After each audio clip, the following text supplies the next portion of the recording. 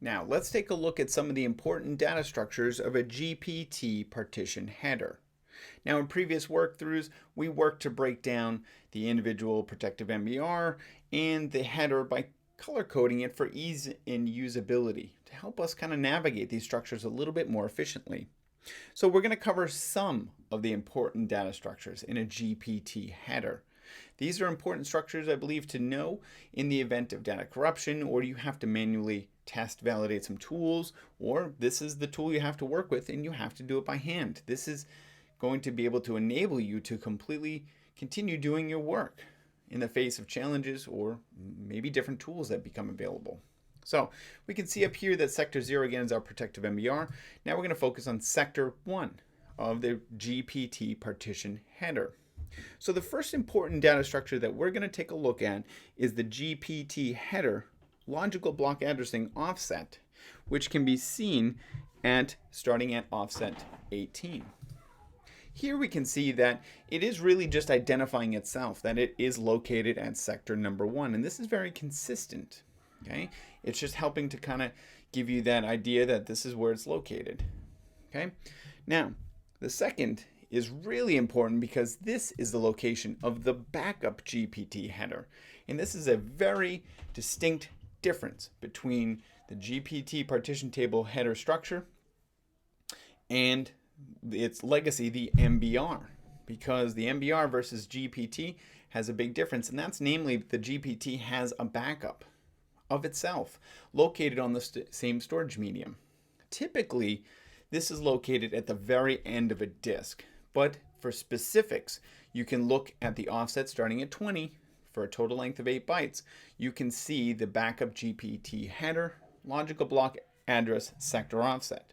And in this case, according to our data interpreter, it's 10,485,759. You can copy that value here. Copy that value, go to sector, paste it in, and when you hit enter, it brings you right to that specific sector.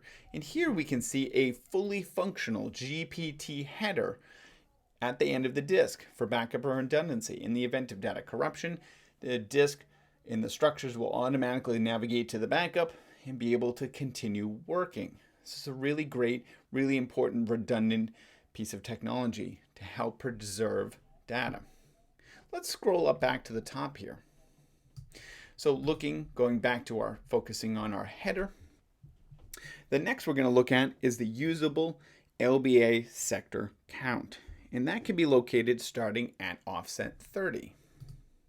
So here we can see that this is what the GPT partition table structure, the whole structure recognizes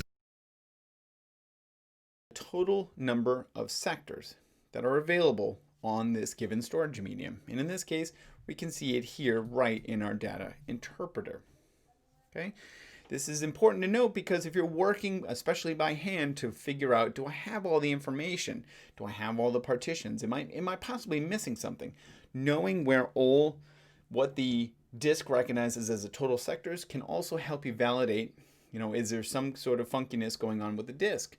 Is the label on the disk matching what's really being reported as the total capacities of the disk? There's a lot that can be done there.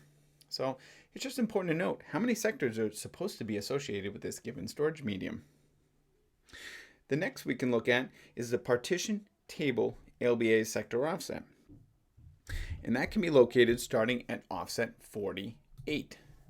Now in this case, in our example disk, and it's very common, the partition table logical block address sector offset, the starting position of the partition table is going to be located at starting at sector 2. Now, it can be different, but in this case it's sector 2. So by checking this section, you can know this is exactly where I need to go if I need to or want to start to find the partition tables. So if you scroll down here, or you could type into your tool the number 2, and it's going to snap you right there. This is the partition table for this given disk. Now, larger disks with more partitions can have a lot more, up to 128 separate partitions. You could also have a disk that just has the reserve partition in one single gigantic basic data partition. That is completely plausible. Think of a single hard drive with one big giant C drive partition. Completely possible. In a future video, we're going to walk through breaking down some of the important structures of a GPT partition table. Stay tuned.